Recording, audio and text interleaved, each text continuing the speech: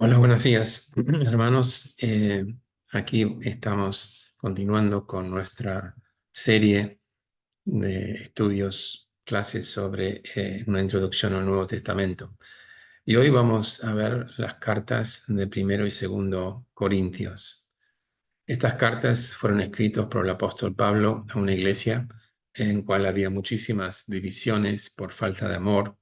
Entonces, por orgullo, por egocentrismo. Entonces, fue necesario escribir dos cartas con un tono medio firme para sanar estas divisiones, para sanar relaciones entre los hermanos.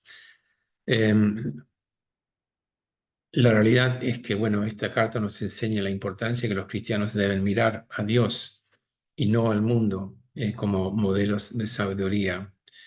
También nos enseña que la disciplina es esencial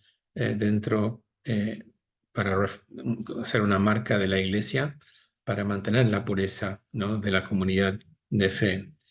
Y cuando hablamos de la libertad de creyentes que tenemos, bueno, debe ser usado de una manera responsable, especialmente para proteger a aquellos que son más débiles en la fe. Otro tema importante, especialmente en 1 Corintios, es el tema de la adoración y el uso correcto y apropiado de los dones espirituales. Por último, el apóstol Pablo en 1 Corintios 15 habla y hace énfasis en la importancia de lo que va a suceder en el día final cuando seamos resucitados, ¿no?, con cuerpos equipados para la eternidad. Aquellos que han muerto van a ser resucitados para unirnos al Señor en esa eternidad, en esos nuevos cielos y nueva tierra. Pero dado que había mucha carnalidad en la iglesia de Corintio, era necesario que el apóstol Pablo empiece a explicar la diferencia entre el hombre natural y el hombre espiritual. De este tema habla en los primeros capítulos de Corintios, en el capítulo 2, ¿no? Y aquí Pablo está enfatizando la absoluta necesidad de recibir o experimentar el nuevo nacimiento, sin lo cual no podemos percibir las cosas de Dios. Entonces, en 1 Corintios 3, Pablo habla acerca de la diferencia entre personas espirituales y carnales, que se manifiesta en la conducta, ¿no?, de proceder y cómo se vive en la vida. Aquí tenemos un cuadro que marca las diferencias entre el hombre natural y el hombre espiritual. El hombre natural no acepta las cosas de Dios con su propia voluntad o deseos. Vive según los criterios del mundo y depende de su propia sabiduría o la sabiduría de la cultura. El evangelio es locura para él o ella y no es capaz de entender las cosas de Dios por sí mismo. Por eso el hombre espiritual se caracteriza por el Espíritu de Dios que mora en él o ella y que trabaja poderosamente para llevar a las personas, a los creyentes, a la madurez en Cristo. Y es el Espíritu Santo que nos revela las profundidades de Dios, que nos hace entender la esencia de las cosas de Dios y que no se jacta por sí mismo, sino que vive agradecido, reconociendo de que todo lo que él y ella tiene procede de Dios. Tiene además discernimiento espiritual y la mente de Cristo, con cual puede pensar como su Señor y Salvador y obedecer a Cristo y vivir como si Cristo estuviera viviendo en él, ella. Como consecuencia de esta necesidad de enfatizar la importancia de la santidad en el creyente y de huir de todo lo que es carnal, de todo lo que es en contra de la voluntad de Dios, Pablo hace énfasis en tanto 1 como 2 Corintios que nuestros cuerpos, nuestras vidas son templo del Espíritu Santo. Y al ser nuestros cuerpos templo del Espíritu Santo, nos recuerda que fuimos comprados por la sangre preciosa de Cristo. Por eso, cuando una persona cree en Jesús, cuando cree en que Él murió por sus pecados y es salvo, el Espíritu Santo mora en nosotros. Y esto es muy importante para hacernos entender que realmente podemos huir de la tentación, realmente podemos vivir una fe contracultural. Pero además, explica Pablo que somos mayordomos en nuestros cuerpos, fuimos llamados a glorificar a Dios en nuestros cuerpos. El gran problema de la iglesia de Corinto es que era una iglesia dividida y sin amor. Entonces, como dice el teólogo Tenney, acá 1 Corintios permite una mejor comprensión de los problemas en una iglesia pionera que cualquier otro escrito en el Nuevo Testamento. Cada problema fue tratado por la aplicación de un principio espiritual. Qué importante esta cita, porque el apóstol Pablo en realidad está hablando en 1 y 2 Corintios, cartas de teología aplicada. Pablo trata entonces una serie de situaciones que surgen también en nuestras iglesias hoy. El tema del matrimonio, en el capítulo 7, el hermano débil y la conciencia cristiana, en el capítulo 8, cuestionamientos acerca de la autoridad de Pablo como apóstol y la cena del Señor y cómo se debe participar debidamente, ¿no? Y dignamente en el primera carta de Corintios y el capítulo 11. Pablo también aplica la historia de Israel, de su desobediencia, de su falta de fe, de que no perseveraron, para que sea un ejemplo para nosotros, una advertencia de que solo podemos vivir una vida con Dios por fe en su promesa de salvación y por la gracia de Dios que nos empodera y que nos suple en tiempos de debilidad. La libertad del creyente también debe ser sometido bajo el principio general que todo lo que hacemos debe ser hecho para la gloria de Dios. Bueno, un tema por cual el 1 Corintios es muy conocido es el tratamiento de Pablo sobre los dones espirituales. Hay que hacer quizás una diferencia entre talentos y dones. Toda persona es creado por Dios, sea hijo o no hijo de Dios. Y toda persona tiene habilidades naturales con cual fuimos creados. Entonces el propósito por cual fuimos todos creados es para enriquecer el orden creado y desarrollar una cultura, ¿no? Que sirve para vivir en paz y vivir con abundancia. Pero los dones espirituales vienen por medio de la redención solamente. Acá tenemos en Romanos 12, 4 al 8, 1 Corintios 12, 1 al 11, Efesios 4, del 7 al 13, y 1 de Pedro 4, 9 y 10, textos que hablan sobre los dones espirituales. Entonces, aunque cada creyente es un profeta, sacerdote y rey, cada uno ha recibido dones espirituales con cual nuestra vida pueden ser fructíferos, ¿no? En los ministerios que nosotros administramos, sea dentro de la iglesia o en la sociedad.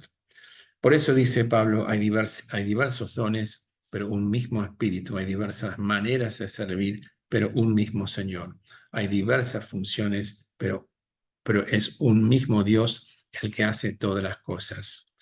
Entonces, nosotros como hijos de Dios, ¿qué actitud debemos tener cuando pensamos en este tema? Bueno, debemos consagrar nuestros talentos y dones al servicio de Dios y no para nuestro propio engrandecimiento. Los dones, dice el apóstol Pablo, que están para edificar al cuerpo de Cristo, ¿no? Y la extensión del reino de Dios. Un tema que muchas veces se debate en las iglesias es, bueno, ¿cuántos dones hay? ¿Son solamente los dones que se especifican en el Nuevo Testamento? Bueno, aquí tenemos una lista de los distintos dones de cual habla el Nuevo Testamento en las cartas de Pablo. Quizás también simplemente hay otros dones que no son mencionados, pero aparecen como la hospitalidad y las misiones, ¿no? Como dones que recibimos de Dios. Otro gran tema de debate que sigue muy vigente hoy es que hay distintas maneras de pensar acerca de la validez de los dones para hoy. Hay algunos que sugieren que estos dones han cesado con el final de la era de los apóstoles. Entonces, estos cesacionistas, como se llaman, piensan que en particular los dones milagrosos cesaron con el fin de la era, porque ahora ya hemos recibido toda la revelación especial, la palabra de Dios, el canon se ha cerrado. Entonces, estos dones que los que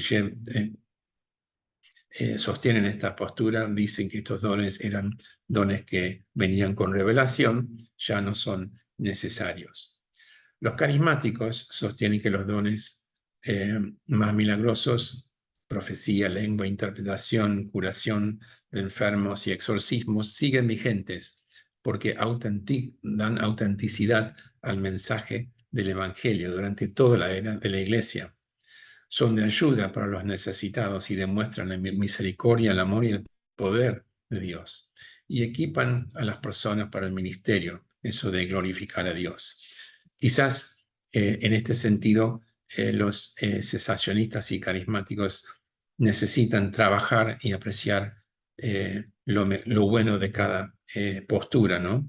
Y que este tema no sea un tema de tropiezo, de poder tener comunión entre los hermanos. Los grupos reformados, dispensacionalistas, tradicionalmente han sido muy fuertes en el entendimiento de la Biblia y quizás los carismáticos se asocian con una interpretación más superficial de las Escrituras, ¿no? Pero lo importante es que, bueno, en todo lo que nosotros hacemos debemos agradar a Dios según su palabra y debemos hacer todo lo que hacemos para la gloria de Dios y siempre invocando la ayuda del Espíritu Santo. Otro tema muy importante del cual Pablo se refiere en 1 Corintios 15 es la resurrección, ¿no? En el día final de aquellos que hayan muerto en Cristo. Sin la resurrección, dice Pablo, no hay evangelio. Y aquí nuevamente, como lo hace Pablo en Romanos 5, vuelve a remarcar este paralelo entre el primer Adán y el Adán último, que es Cristo. En Adán todos morimos, en Cristo todos los que somos salvos vamos a ser resucitados. Y el último enemigo que va a ser derrotado es la muerte. Esto es importante porque esto es la gran esperanza del creyente, que un día vamos a estar reunidos en la presencia de nuestro Señor con familiares que nos han precedido, ¿no?, a la presencia de Dios. Entonces es muy importante que, bueno, tengamos esta esperanza que muchas veces lo compartimos en funerales o cuando un ser querido ha perdido la vida y nos rodeamos a aquellas personas, ¿no?, que estaban directamente relacionados con el que ha pasado la presencia del Señor para darles consuelo, para dar paz y esperanza. Cristo dice este mismo capítulo que va a reinar hasta que ha sometido todos sus enemigos por estrado bajo sus pies. Acá Pablo está haciendo referencia al Salmo 110. Y entonces en el día final Cristo va a devolver todo poder y autoridad al Padre. Dice además que vamos a resucitar con cuerpos incorruptibles, que vamos a llevar la imagen del último Adán de Cristo, ¿no? Y que la resurrección entonces nos anima a trabajar para el Señor, sabiendo que nuestra obra en el Señor no es en vano. Bueno, ahora vamos a pasar a 2 Corintios. El propósito de esta carta era expresar afecto y gratitud por el arrepentimiento ocurrido en Corintio y alentar a los creyentes que tengan mayor lealtad con el apóstol Pablo, reconociendo su autoridad como apóstol de Cristo. Los cristianos, entonces, para ver las verdades claves de esta carta, deben saber que Dios cuida su pueblo en medio de sufrimientos. Y esto debe darnos consuelo y aliento para seguir adelante firmes en el Señor. La fortaleza que Dios se manifiesta en nuestra debilidad. Y esto es en el contexto del capítulo 12 de 2 Corintios, cuando Pablo está hablando de su propia experiencia, de su aguijón en la carne. Y cual él rogó 3 veces al Señor que le quite este aguijón, pero bueno, el Señor le respondió diciendo: bástate mi gracia, mi poder se perfecciona en tu debilidad.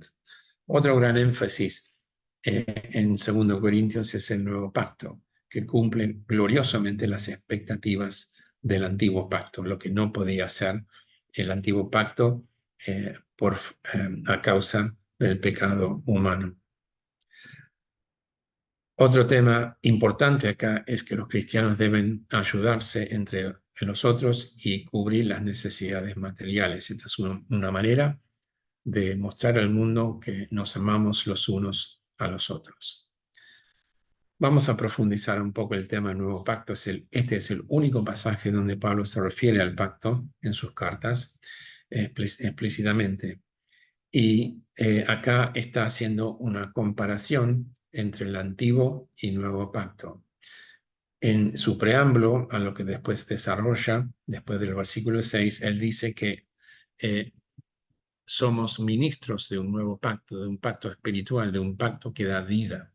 Entonces, el nuevo pacto en cual el Espíritu Santo fue dado a la iglesia en plenitud, nos empodera para marcar la diferencia entre una religión que es muerta, sin sentido, y otra, el nuevo pacto, en cual experimentamos el poder y la plenitud del Espíritu Santo que nos transforma y que nos empodera para manifestar la gloria de Dios y ser transformado a imagen de Jesucristo. Por eso explica Pablo que el nuevo pacto es superior, es la última revelación. Y es muy importante cuando hablamos del nuevo pacto de enfatizar que esto coincide con la venida del Espíritu Santo en el día de Pentecostés, cuando la iglesia fue dado el Espíritu en plenitud y con poder para ser testigos de Jesús en Jerusalén, Judea, Samaria y hasta los confines de la tierra. Tal cual como explicó Jesús en Juan 16, el gran propósito de la obra del Espíritu Santo, luego de regenerarnos, darnos vida con Cristo, es glorificar a Cristo, ser transformado a su imagen y semejanza. Otro de los énfasis importantes que Pablo hace en los capítulos 4 y 5 es el tema de la reconciliación. El Evangelio, tenemos en nuestras manos este tesoro, ¿no?, que está en vasos de barro. Y es nuestra responsabilidad poder manifestar estos tesoros de la gracia de Dios, compartirlos con otros, ¿no?, para que otros puedan creer. Así la gloria de Dios se va manifestando y el aroma de Cristo se va esparciendo entre muchos. Por eso también vuelve al tema de aquellos que han perdido seres queridos y habla entonces acerca de la esperanza de la gloria futura, de que aunque estamos siendo desgastados físicamente, interiormente estamos siendo renovados a imagen de Cristo. Por eso en el capítulo 5, en el versículo 17, Pablo explica que en Cristo ahora somos una nueva creación, lo viejo ha pasado y ha venido lo nuevo. Esto también habla del gran poder de Dios para hacer todas las cosas nuevas, en cual nos da una segunda oportunidad para vivir en Cristo y empoderados del Espíritu Santo para glorificar a Dios. La redención es del Señor. Esto es lo clave, ¿no? En el capítulo 5, en los versículos 18 a 21, donde habla de cómo Cristo, el que fue justo, sufrió la maldición de nuestro pecado en la cruz para que la justicia de Dios, esa justicia que nos justifica, sea imputado a nosotros y seamos declarados justos. En el capítulo 6, bueno, Pablo habla de un tema muy importante que hacemos bien en reparar en estos tiempos, ¿no? Y esto es el problema del yugo desigual. Por lo general se refiere que el creyente no debe unirse conscientemente y en contra de la voluntad con una persona que no comparte la fe en Cristo.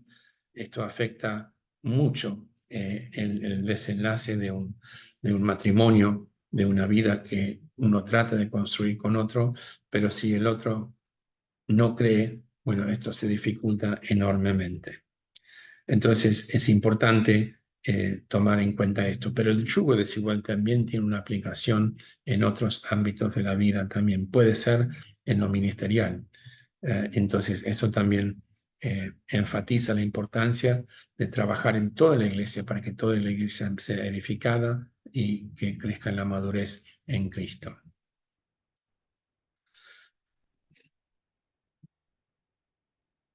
Es muy importante el tema del nuevo nacimiento, porque esto es el instrumento por el cual podemos ser reconciliados con Cristo. Acá Pablo está diciendo una tremenda verdad que las contiene implicancias realmente radicales. Como dice acá el autor John Murray, cuando examinamos la escritura más de cerca, descubrimos que, por cierto, es lo contrario. No es la enemistad nuestra contra Dios lo que está en primer plano en la reconciliación, sino el alejamiento de Dios respecto a nosotros. Este alejamiento de parte de Dios surge, desde luego, de nuestro pecado. Es nuestro pecado lo que suscita esta reacción de su santidad.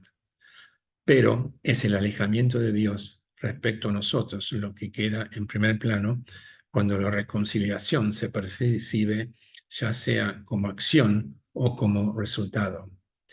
Entonces, con esto estamos enfatizando que Cristo por la cruz no solamente nos reconcilió nosotros con Dios, sino Dios con nosotros.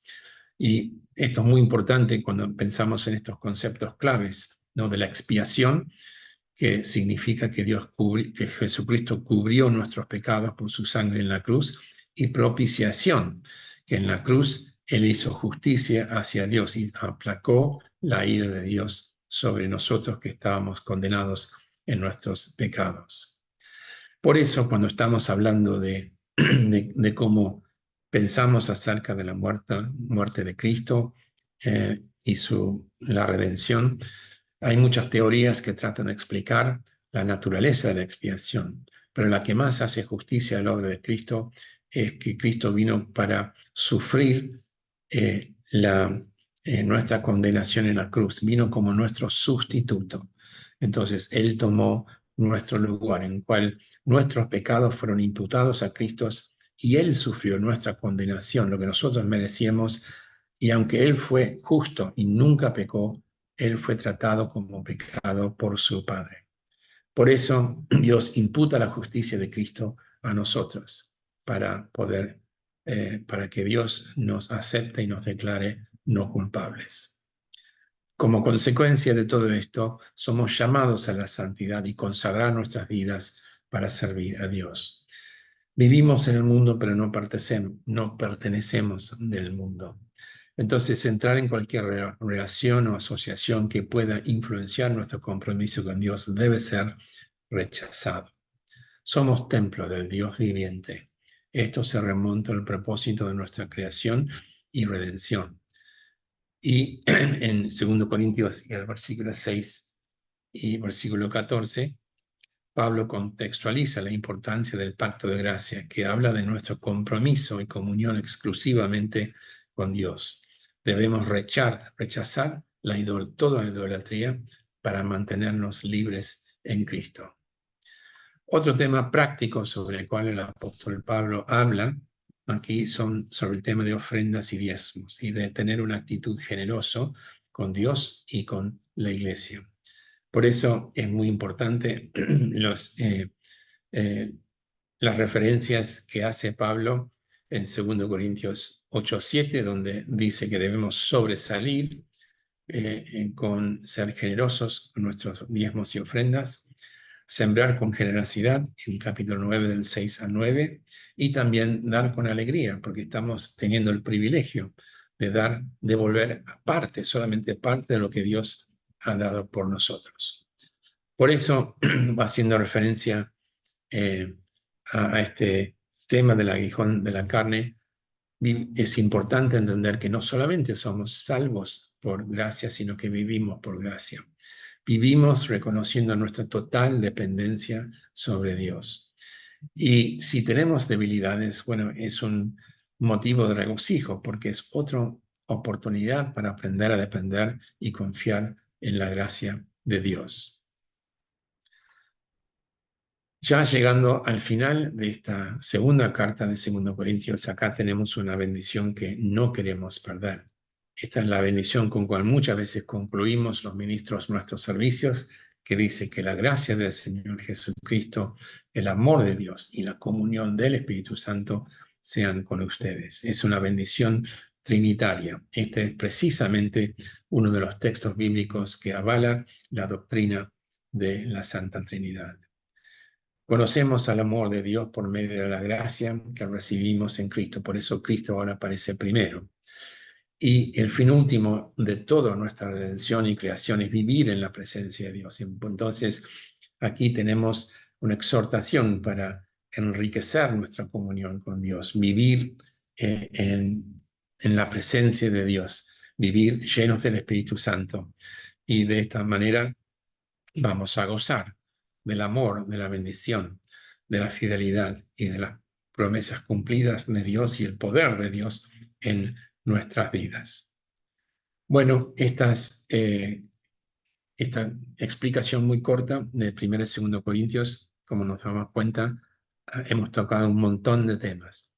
Pero estos temas son vigentes y siguen sucediendo hoy en nuestras comunidades. Por eso dije al principio que 1 y 2 Corintios realmente es una clase de teología aplicada. Aunque había muchos problemas en las iglesias en Corinto, demos gracias a Dios por estas cartas que nos hablan profundamente a nuestra situación, a nuestra manera de hacer iglesia y bueno, que podemos realmente aprender a aplicar estas grandes lecciones que recibimos en las cartas de 1 y 2 Corintios.